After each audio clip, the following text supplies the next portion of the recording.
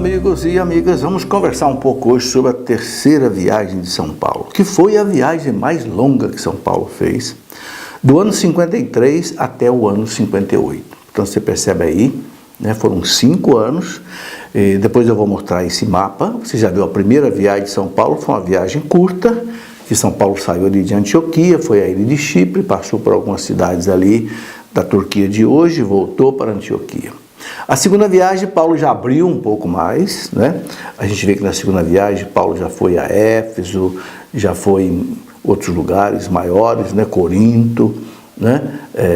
Enfim, depois voltou também para Antioquia e Jerusalém. E aí a terceira viagem é uma viagem mais longa. O Paulo chega até a Grécia, né? Vai pregar em Atenas, né?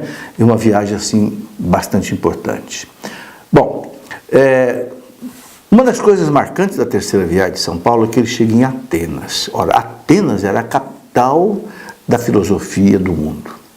Podemos dizer que era a capital da cultura, né? Ali no Areópago, né? Ali perto da cidade alta, né? Onde tem lá até hoje o templo da deusa Ateneia, né? O chamado Partenon, né? Ali os gregos se reuniam, os filósofos gregos se reuniam para discutir filosofias e coisas desse tipo, né? Então a gente vê que São Paulo chega ali em Atenas e ele vai pregar no Areópago. O que mostra uma coisa muito interessante. Paulo, embora fosse um cidadão romano, né? Judeu, falava o hebraico, falava, né? A língua dele, mas Paulo dominava o grego perfeitamente, a ponto de na Grécia pregar para os gregos. É algo extraordinário. Bem, nos Atos dos Apóstolos, capítulo 17, versículo 16 e 17, diz que enquanto Paulo os esperava em Atenas, à vista da cidade entregue à idolatria, né, o seu coração enchia-se de amargura, né, de ver aquele povo, né, adorando deuses falsos, né? E ele disputava na sinagoga de Atenas com os judeus, com os prosélitos, né, e todos os dias na praça com os que ali se encontravam. Né? Mas também depois ele vai ao Areópago, isso que é interessante, né?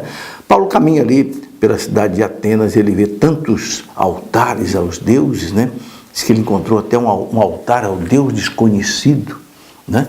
E ele fala exatamente, é esse Deus desconhecido que eu venho pregar para vocês aqui, né? Isso mostra que os judeus, os gregos realmente tinham uma mitologia enorme, adoravam muitos deuses, né? Aí Paulo vai pregar no Areópago. Eu já pude estar lá no Areópago duas vezes nas peregrinações da Terra Santa, os caminhos de São Paulo. É uma espécie de uma plataforma de pedra natural, onde eles reuniam ali. Ali funcionava também o tribunal, né, dos juízes gregos, era um local ali importante.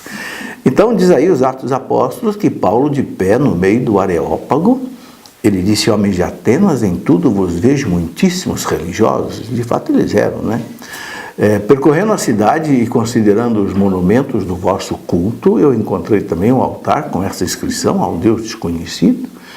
O que adorais sem o conhecer, eu vos anuncio. O Deus que fez o mundo e tudo que nele há é o Senhor do céu e da terra, e não habita em templos feitos por mãos humanas. Bem, aí Paulo vai pregando e ele chega até o ponto de falar de Jesus Cristo. Mas quando ele fala de Jesus Cristo, ele é rejeitado, né? Quando ouviram falar de ressurreição dos mortos, uns zombavam, outros diziam a respeito disso: te ouviremos outra vez. E aí Paulo saiu do meio deles, né? Mas é interessante, né? Diz o texto dos Atos dos Apóstolos, capítulo 17, escrito por São Lucas, que certamente estava ali com São Paulo, né? Todavia, alguns homens aderiram a ele, olha que interessante, e creram. Entre eles Dionísio, o Areopagita. Ora, o Areopagita é o cara que cuidava do Areópago, devia ser uma pessoa importante. E uma mulher chamada Dâmaris, né? E com ele ainda outros. Então, interessante, Paulo teve muita dificuldade em Atenas, tanto assim que Paulo ficou pouco tempo em Atenas, né? Ele sentiu realmente uma resistência muito grande ali, por causa daquele mundo filosófico envolvido, né, nesse sincretismo religioso, nesse politeísmo muito grande, mas interessante, né? Ali ele deixou plantada a semente do Evangelho, né? E diz o texto que aderiram a ele, né, alguns homens, entre eles Dionísio, dá até o nome do Areopagita, tem uma mulher chamada Dâmaris, né, certamente era alguém importante. Bom, e aí Paulo, ele vai para Corinto. Corinto é mais ou menos perto de Atenas. Ele vai para Corinto, e então diz o texto, no capítulo 18, que depois disso, saindo de Atenas, Paulo dirigiu-se a Corinto, encontrou ali um judeu chamado Áquila, natural do Ponto, a sua mulher Priscila, e né, então eles pouco antes haviam chegado da Itália, porque o imperador Cláudio, no ano 46, expulsou todos os judeus de Roma. Então Priscila e Áquila, que eram judeus, estavam em Roma, vieram para Corinto. É interessante isso, né? E Paulo se uniu a eles ali, porque eles já eram cristãos, né? E aí, com Priscila e com Áquila, né, Paulo convive com eles ali, vai inclusive morar junto, porque eles eram construtores também de tendas, e ali vão fazer uma longa evangelização em Corinto. Paulo ficou em Corinto cerca de quase 2 anos, ficou ali pregando, porque Corinto era uma cidade importante. Paulo era muito inteligente, ele ia nas cidades importantes. Você vê, ele vai para Atenas, que era a capital do mundo grego, Corinto, uma grande capital, né? E depois outras cidades importantes, como Tessalônica, Filipos, tantas outras que, né, a gente vê nos Atos dos Apóstolos. Bom, no capítulo 18, do versículo 9 até 12, a gente tem uma passagem interessante que diz o seguinte, nessa terceira viagem: numa noite, o Senhor disse a Paulo numa visão: não temas, fala e não te cales, porque eu estou contigo, né? Ninguém se aproximará de ti para te fazer mal, pois tem um numeroso povo nesta cidade. Que cidade é esta? Corinto. Então Paulo realmente se animou com esta visão que ele teve, ficou ali em Corinto bastante tempo, né? E então diz o texto que Paulo deteve-se ali 1 ano e 6 meses, 1 ano e meio, ensinando a eles a palavra de Deus. E diz que aí havia lá Galião, que era um procônsul romano da Acaia, né? Ali nesse tempo, então, levantaram-se os judeus de comum acordo contra Paulo e levaram-no ao tribunal. Paulo ele sempre era perseguido. Por quê? Porque os judeus não aceitavam que a salvação se abrisse para os pagãos. E Paulo ia pregar aos pagãos ali em Corinto. Então Paulo era perseguido por 2 motivos. Primeiro, pelos judeus que não aceitavam que ele abrisse a salvação para todos os povos. Segundo, né, aqueles que eram pagãos e que Paulo condenava os seus deuses falsos se voltavam também contra Paulo. Então por isso que Paulo muitas vezes foi perseguido, foi preso, foi flagelado, né? Bom, e depois de Corinto Paulo vai para a cidade de Éfeso, porque Éfeso era uma cidade importantíssima. Ele atravessa o mar, né, ali entre a Grécia e a Turquia de hoje, né? E atravessa esse mar e vai para Éfeso, né? Então, diz o texto, Atos capítulo 20, que Paulo partiu de Antioquia com Tito, Timóteo e talvez também com os macedônios Gaio e Aristarco, né? E seguiram para Éfeso, onde Paulo permaneceu durante 3 anos. Olha, veja bem, por que 3 anos? Porque Éfeso era a capital da província romana da Ásia Menor. Capital da província romana da Ásia. Era uma cidade belíssima, que tinha cerca de 300 mil pessoas. Eu pude estar em Éfeso umas 2 ou 3 vezes, para você ter ideia, para vocês terem ideia. Éfeso tinha uma rua calçada de mármore de 2 quilômetros. Havia um anfiteatro imenso que está lá de pé até hoje, onde Paulo pregava, né? E ali tinha inclusive um templo do imperador Adriano, que era considerado um deus para os romanos, né? Havia a famosa biblioteca de Celso, que está lá até hoje, né? Enfim, como era uma cidade muito importante, de grande influência, Paulo ficou ali 3 anos. E é tão interessante Éfeso, que quando Jesus morreu, São João e Nossa Senhora foram morar em Éfeso. Inclusive existe até hoje a casinha que eles moravam lá no alto de Éfeso, né?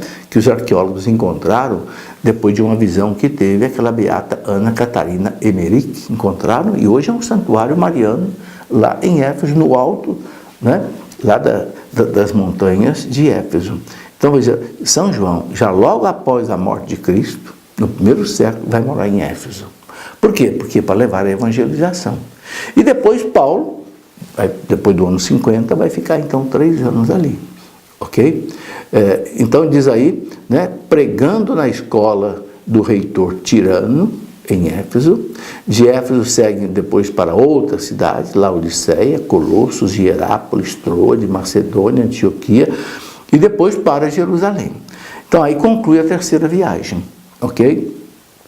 Paulo faz essa terceira viagem, como eu disse, demorou aí cerca de 5 anos, e ele passa de novo por essa cidade onde ele já tinha passado na primeira viagem e na segunda. Essas cidades que são citadas aí, Laodiceia, Colossos, que ele vai escrever a carta aos Colossenses, Hierápolis, né? Troade, Macedônia, Antioquia, e depois ele volta para Jerusalém, ok? Bom,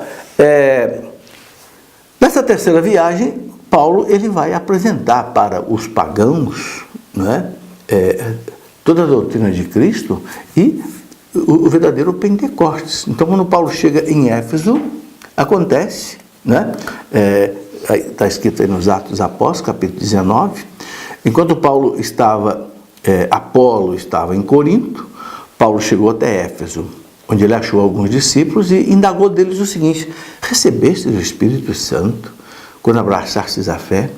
E eles responderam para Paulo: não, nem sequer ouvimos dizer que existe um Espírito Santo. E aí diz o texto que quando Paulo lhes impôs as mãos, o Espírito Santo desceu sobre eles, falavam em línguas estranhas e profetizavam, eram todos 12 homens. É o que os Atos dos Apóstolos chamam de um Pentecostes que aconteceu para os pagãos. Na verdade, você lembra que eu já falei aqui que aconteceu na casa de Cornélio, com Pedro, e agora também com Paulo. O que Deus quis mostrar com clareza para Paulo, para os que estavam com ele, né? Que a salvação é para todos. O Espírito Santo veio para todos, não só para os judeus, mas veio para todos os povos, ok? E aí, diz os Atos dos Apóstolos que Deus fazia milagres extraordinários por intermédio de Paulo, de modo que lenços e outros panos que tinham tocado o seu corpo eram levados aos enfermos, afastavam-se dele as doenças, retiravam-se os espíritos malignos. Aí você vê a importância da relíquia. Esse texto mostra a importância da relíquia. Vejam, lenços e outros panos que tinham tocado no corpo de São Paulo, ele ainda vivo, né? Depois eram levados para tocar nos enfermos, afastavam as doenças, afastavam até os espíritos maus. Por isso que a igreja valoriza sempre as relíquias dos santos, né? Bom, aí há um fato muito interessante que os autores chamam de um exorcismo inválido, né? Alguém que quis, né, expulsar um espírito mau em nome de Jesus, mas sem essa convicção, sem essa fé, e acaba se dando mal, né?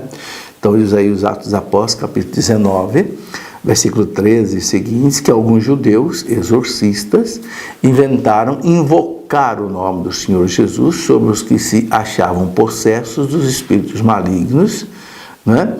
Usando essas palavras: esconjuro-vos por Jesus, a quem Paulo prega. Ou seja, eles não tinham a fé em Jesus, queriam imitar Paulo, né? Mas o espírito maligno replicou-lhes: conheço Jesus e sei quem é Paulo, mas vocês, quem vocês são?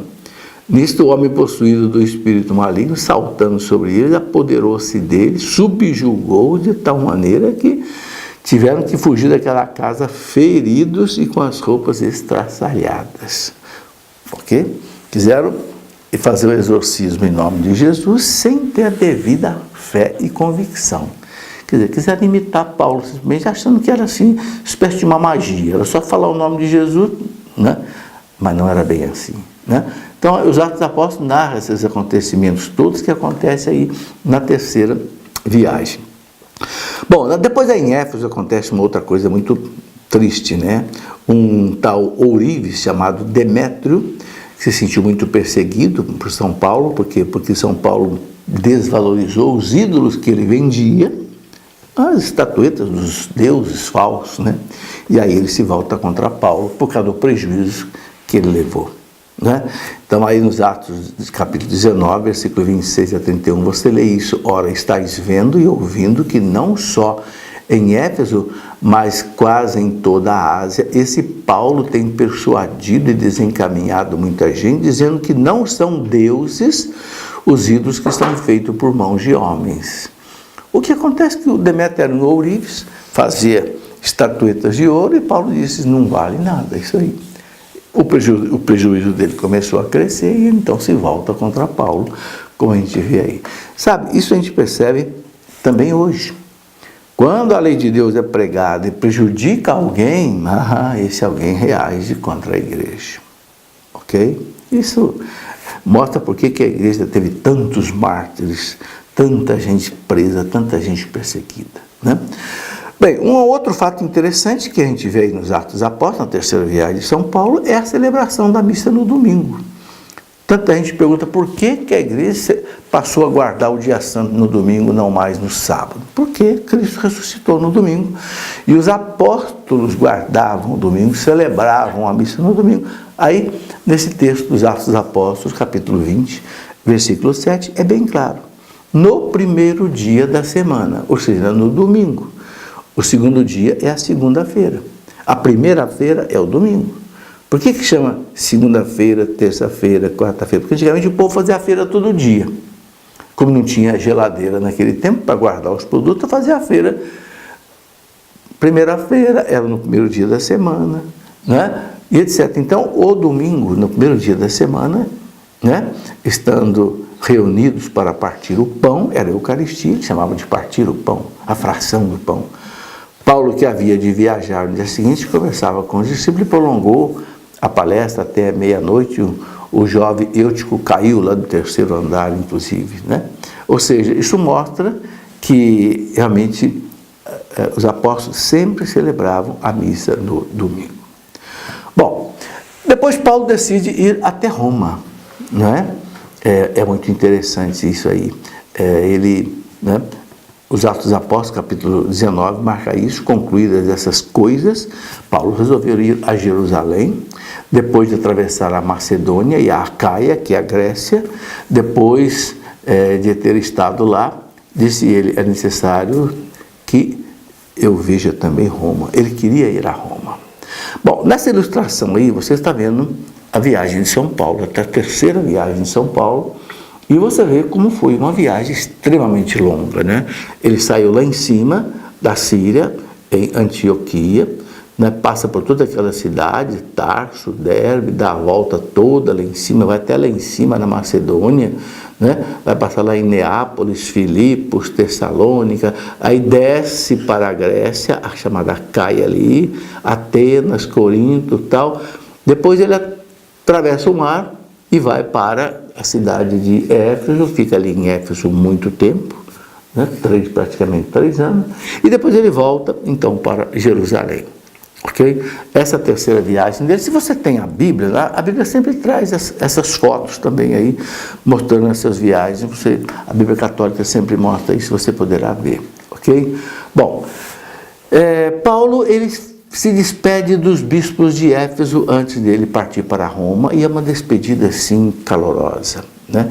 Ele sabia que ele não ia mais ver o rosto desses bispos de Éfeso, né? Então, os Atos dos Apóstolos, capítulo 20, coloca essa passagem muito interessante. Paulo, reunido com os bispos na praia, ele ia pegar o navio para partir, né, embora de Éfeso, na sua despedida, depois de ter ficado ali muito tempo. Então ele fala, cuidai de vós mesmos e de todo o rebanho sobre o qual o Espírito Santo vos constituiu bispos. Olha que bonito, o Espírito Santo vos constituiu bispos, para pastorear a igreja de Deus, que ele adquiriu com seu próprio sangue. Responsabilidade, né? Sei que depois da minha partida, aí ele fala das heresias que vão surgir na igreja. Sei que depois da minha partida se introduzirão entre vós lobos cruéis. Esses lobos cruéis são os hereges, né? Ele diz que não pouparão o rebanho. Mesmo dentre vós surgirão homens que hão de proferir doutrinas perversas, com o intento de arrebatarem após si os discípulos. Olha, a gente sabe que a igreja sempre teve hereges, né?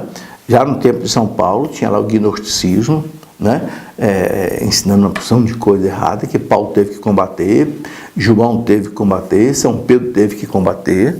Né? E é interessante que Paulo diz, né? Mesmo dentre vós surgirão homens que hão de proferir doutrinas perversas. E é isso mesmo. Foi de dentro da igreja que surgiram muitos hereges. Ok? Porque para ser herege tem que ser cristão. Aquele que está fora da igreja e que prega alguma coisa contra a igreja, ele não é herege. Ele é pagão, ele não pertence. Agora, o herege é aquele que está dentro da igreja e discorda do ensinamento da igreja e fica pregando coisas erradas. Né? Então, por exemplo, nós vimos o arianismo diário, que pregava que Jesus Cristo não era Deus, Macedônio, que era patriarca de Constantinopla, bispo, e negava que o Espírito Santo não era Deus. Depois, né, Eutiques, que era monge em Constantinopla, pregava que Jesus não tinha a natureza humana, só a natureza divina. Enfim, todas as heresias nasceram exatamente dentro da igreja. É o que Paulo fala aí: dentro de vós surgirão homens que vão proferir doutrinas perversas. Ainda hoje é de dentro da igreja. Lutero era de dentro da igreja, era monge beneditino. Tantos e tantos adeptos da teologia da libertação surgem dentro da igreja, ensinando coisas erradas. Bom, então aí você vê a terceira viagem de Paulo, que termina aí. Depois, na próxima aula, nós vamos ver a perseguição que Paulo sofre em Jerusalém. Ele é obrigado a ir a Cesareia, preso, fica ali preso em 2 anos. Depois ele apela para o imperador ser julgado por César e ele acaba indo para Roma. Mas essa é uma história que nós vamos ver na nossa próxima aula.